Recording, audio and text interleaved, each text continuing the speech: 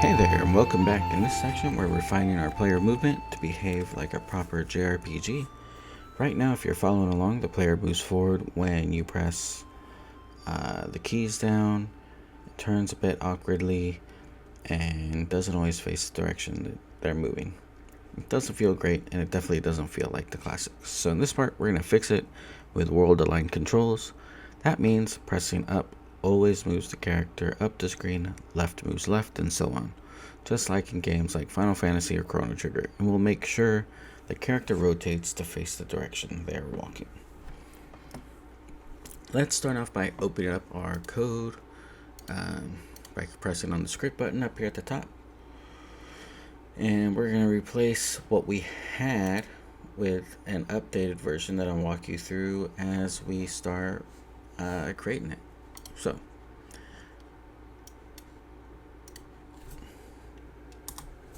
first thing we're going to do is we're going to leave the move speed and the stats resources. We're going to need those later on, but we are going to add an on ready variable. It's going to be called anim player. It's going to be equal to the animation player. So you can type that in or just go to your player and just drag it across and drag it over. Alright, we're going to leave the return stats alone, but all this stuff in the physics process is going to start changing up. So we're going to have our input direction is going to be now equal to, what we're going to do is we're going to declare it and make it a vector 3 and dot 0. And we can delete the rest of that line. We don't need that. I'm just going to delete the rest of this because we're going to be changing most of it anyways. So whatever we retype, we retype. Alright, what we're going to do though is we're going to have input direction dot x is going to equal input dot get action. Do we want strength? Probably strength should be fine. And it's going to be move left minus, and then we can just copy this right here. Control C, Control V to paste it, and change left to right, like so. And then we're going to take all of this whole line and paste it into the next line. We're going to change the X to a Z. We're going to change move left to move up, and move right to move down. And then we're going to put a little check in.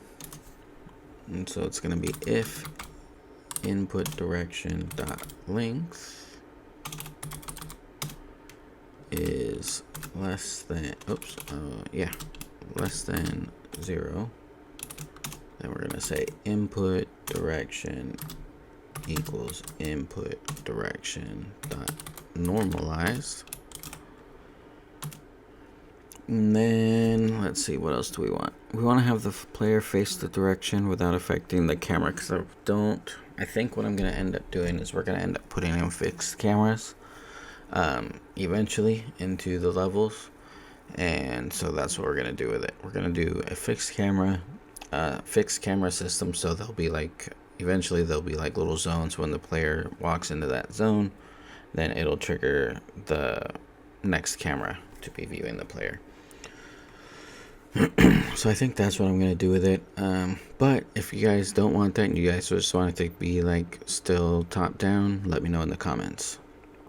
Anyways, we're going to go look at, and we're going to take the global transform dot origin, and we're going to subtract that from the input direction, and we're going to pass vector 3 dot up. And then what we're going to do is, I have 2 parentheses up there. That should fix that.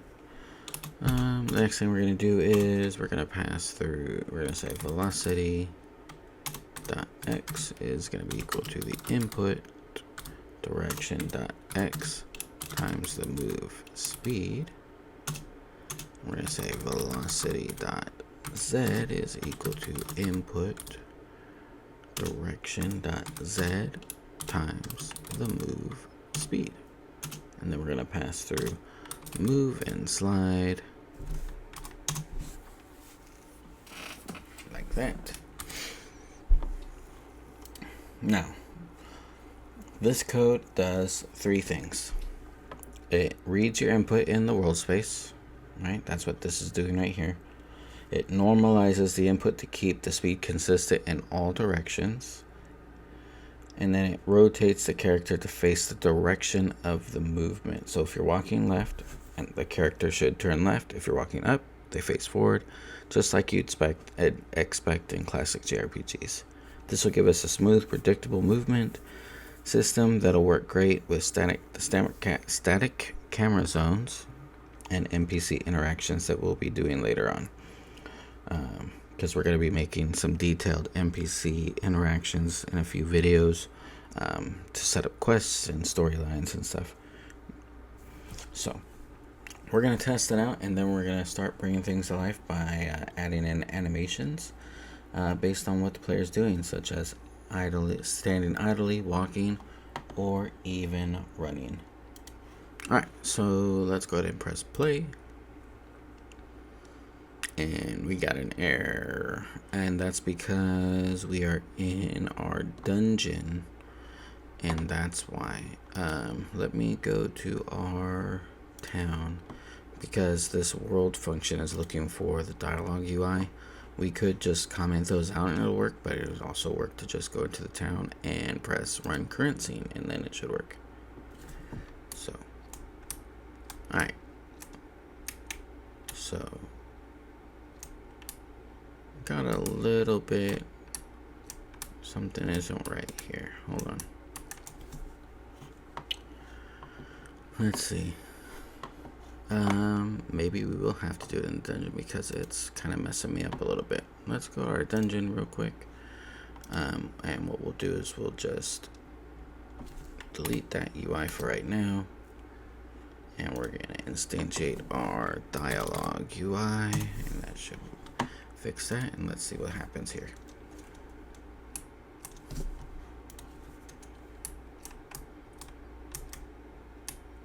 Okay, so it's a little janky still, so let's see what's going on here. Left and right are moving it left and right, but up and down are only facing. So let's see what's going on. So let's stop this, go to our player control, and see what we got. Oh, why do I have minus? That should be equals probably. That might be the issue there. Now let's see what's going on.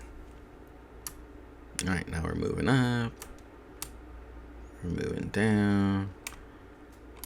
Left and right. Okay, I still am not a fan of what's going on with the camera, and I think that's because we still probably have the camera as a child of the player, don't we? We do. So I'm going to actually delete, I like those settings. I don't really want to have to mess with them. So let's Control X to cut it out. We're going to paste it into our dungeon here. Make sure you select world. And now let's try it. The camera won't follow the player yet. Alright. And that's what it's doing. So that's what it should be doing. Let's fix the camera a little bit. So let's go into our dungeon. There we go. There's our camera. Let's move that over.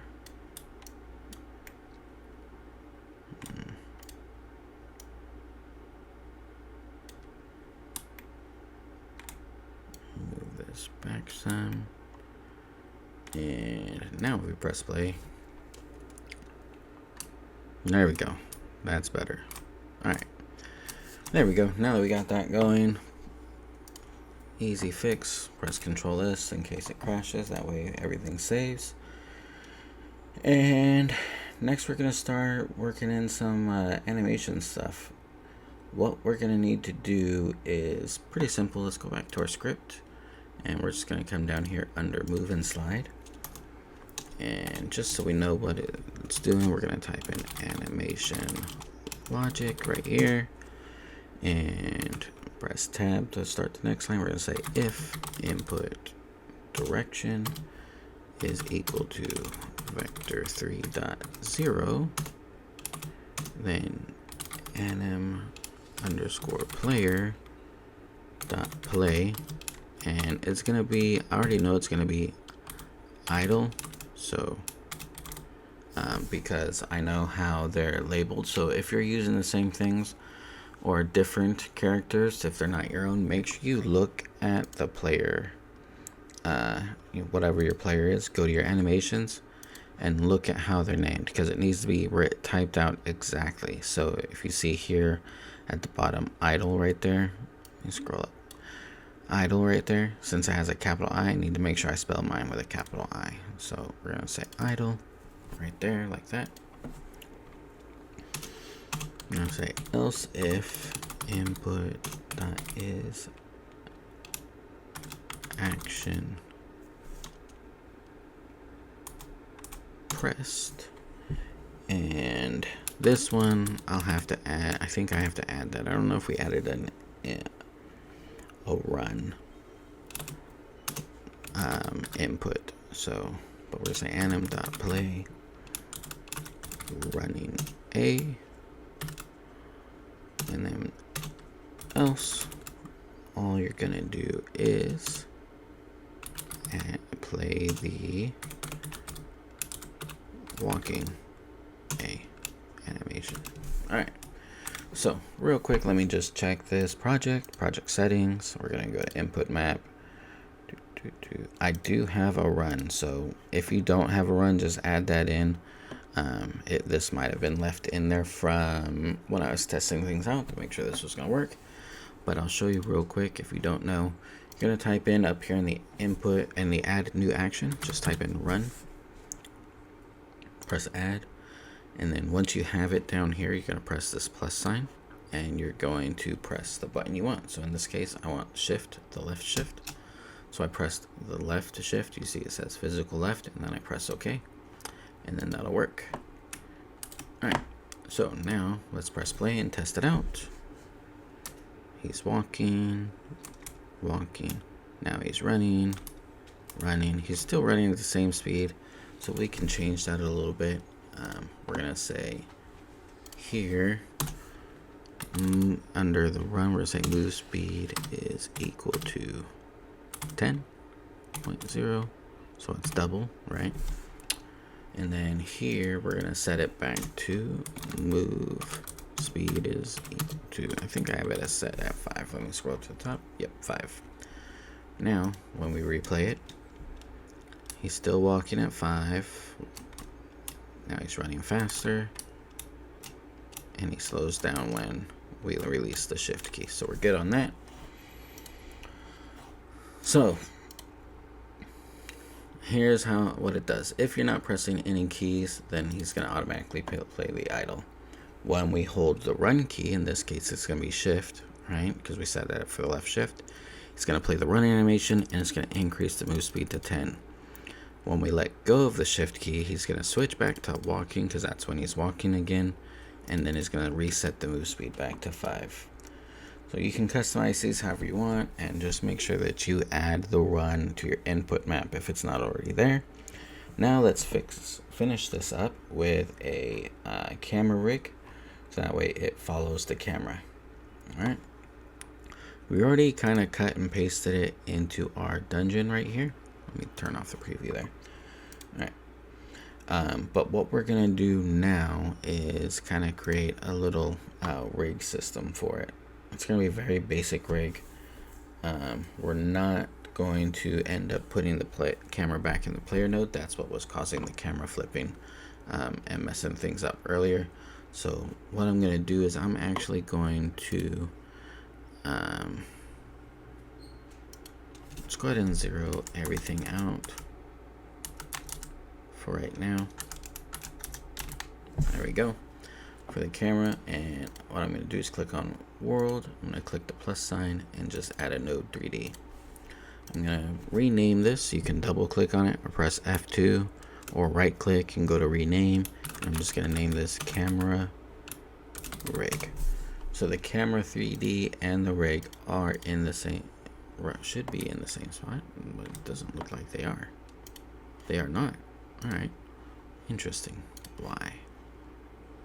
Because it's still on 3 in the X. There we go. All right, we're gonna put the rig in, or the camera 3D inside the rig by just dragging it on top of it.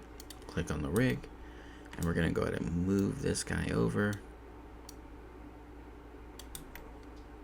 I'm gonna try to get it to where it's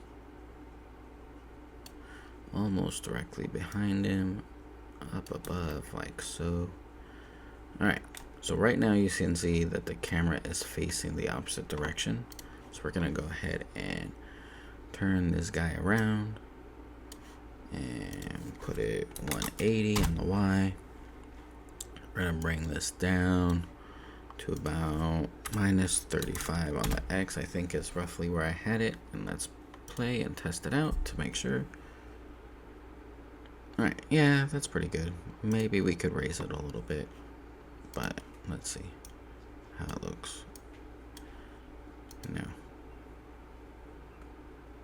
Alright, I like that better, so we'll do it that way. Alright. From here, we're going to create a script for our camera.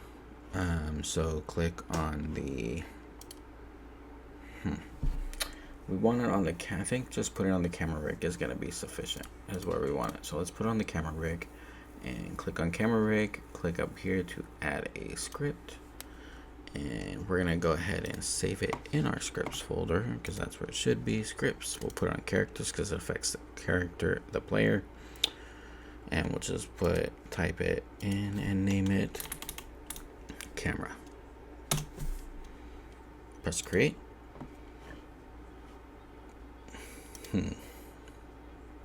What we're gonna want to do is we're gonna want to have a target, and we're gonna make it a public variable target. It's going to be of type node 3D, and that's going to be what we drop the player in. It's going to make it follow it. We're going to have an offset that way. Yeah, we have it there, but we'll give it a little bit of an offset that we can just control without having to affect the transform. So not vector, vector 3. For right now, we'll make it 0, 10, and minus 10. And then what else? We're gonna need a follow speed, so we're gonna make that slower. That way it doesn't bump into the player. And that's gonna be 5.0. And so what we're gonna do is we shouldn't need anything right here in the ready, so I'm gonna go ahead and delete all that. What we are going to do is down here in the process is if target variable target underscore position is equal to target dot global underscore transform dot origin plus the offset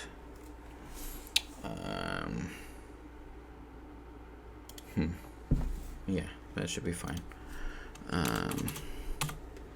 Then we're gonna say the global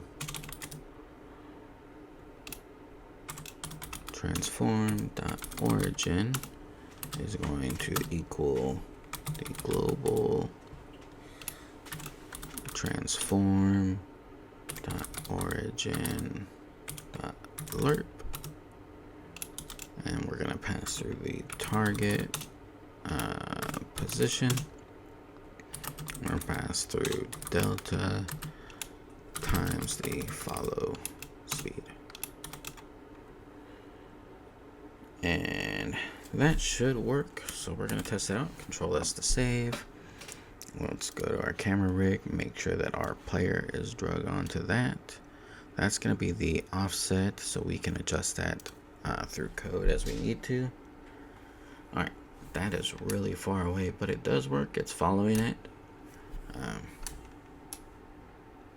You can see the run, and it keeps up. It's not bumping in. So everything's working out there just fine. And if you wanted to have it go diagonally, you could go diagonally and it still works.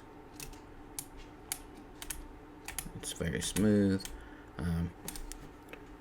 There's a quick cut to the left, and I did that intentionally.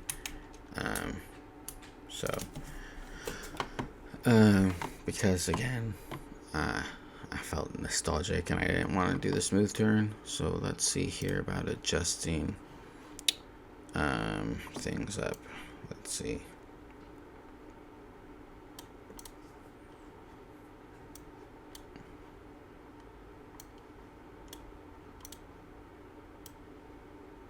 Just for right now, we're gonna set that like this and this like that. And let's see here. Let's press play again. That way we have the original position. And I think let's go 5. And let's go -6. Let's go up a little higher to 7. Alright, so mine.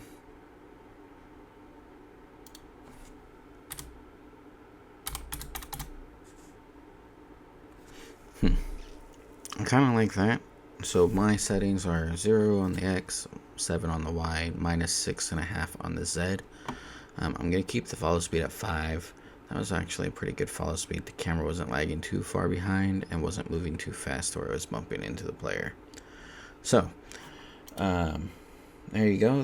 What this script does is it calculates the target position just behind and above the player, and it alerts the camera toward it each frame for a smooth trailing effect. Now that we press play, we can see that the camera doesn't snap, it doesn't flip, and it stays in a fixed angle and follows smoothly on screen. So I'm trying to think. I think that's it for this video. We're already at 23 minutes. We're a little bit longer than I would have liked. Don't forget to check out our other videos on our YouTube channel or the Udemy channel as well, if you want to support me there by purchasing one of the courses. Otherwise, all the courses will still remain on YouTube, free and accessible for everybody. In the next video, I think I'll try to do the camera zones. We'll see how that works. And then we'll start building into more of the dialogue and the questing stuff. Actually, no. We'll do the camera zones, and then maybe we'll tackle the inventory system. Because we need an inventory system, we need leveling up, we need fights. There's a whole bunch of stuff. But I've been dragging on enough as it is. Keep learning, keep building. I'll see you in the next video.